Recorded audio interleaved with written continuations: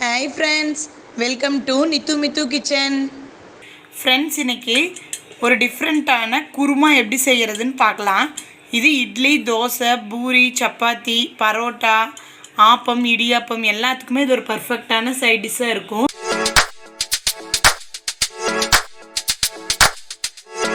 நம்ம சேனலை இன்னும் சப்ஸ்கிரைப் பண்ணாதவங்க சப்ஸ்கிரைப் பண்ணிக்கோங்க. வாங்க வீடியோக்குள்ளே போகலாம். அதுக்கு ஃபஸ்ட்டு ஒரு குக்கர் எடுத்து அதில் 25 கிராம் பாசிப்பருப்பு போட்டுக்கலாம். பாசிப்பருப்பை வாஷ் பண்ணி எடுத்து வச்சாச்சு. இது கூடவே 2 கேரட் குட்டி குட்டியாக கட் பண்ணி சேர்த்திக்கலாம். ஒரு பொட்டேட்டோ சேர்த்திக்கலாம். இது மூழ்கிற அளவுக்கு நல்லா தண்ணி ஊற்றி 3 விசில் வச்சு எடுத்துக்கலாம். பாசிப்பருப்பு காயெல்லாம் வேகிறக்குள்ளே நம்ம ஒரு பேஸ்ட் ரெடி பண்ணி வச்சுக்கலாம். அதுக்கு ஒரு மிக்சர் ஜாரில் 4 டேபிள் ஸ்பூன் தேங்காய் சேர்த்திக்கலாம்.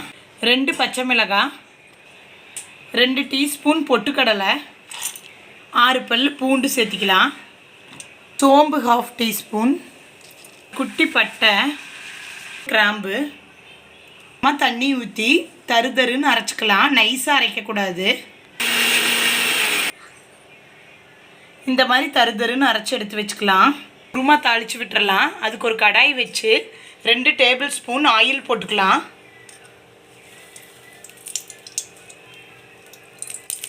ஆயில் ஹீட் ஆனதும் ஒரு குட்டியாக ஒரு பீஸ் பட்டை, ஒரு கல்பாசி, 2 கிராம்பு, 1/2 டீஸ்பூன் சோம்பு, ஒரு கொத்து கறிவேப்பிலை, 1/2 இன்ச் இஞ்சியை இந்த மாதிரி துருவி எடுத்துக்கலாம். அதுவும் சேர்த்திக்கலாம். ஒரு பெரிய வெங்காயத்தை நல்லா பொடி பொடியாக நறுக்கி சேர்த்திக்கலாம். நம்ம ஆனியன் லைட்டாக வதங்கினா போதும், கலர் சேஞ்ச் ஆகக்கூடாது. கூடவே ஒரு ஸ்மால் சைஸ் தக்காளி ஒன்று சேர்த்திக்கலாம், குட்டி குட்டியாக கட் பண்ணி.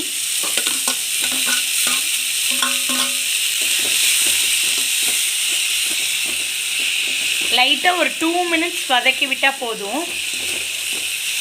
கூட நம்ம அரைச்சி வச்சுருந்த அந்த பேஸ்ட்டை சேர்த்திக்கலாம். இது கூட ஒரு 100 ml தண்ணி ஊற்றிக்கலாம்.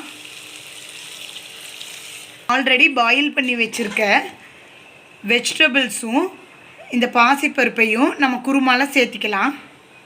குருமா கொதிக்க ஸ்டார்ட் ஆயிடுச்சு. இப்போ நம்ம ஆல்ரெடி பாயில் பண்ணி வச்சுருந்த பாசிப்பருப்பும் அந்த வெஜிடபிள்ஸையும் சேர்த்திக்கலாம். இதில்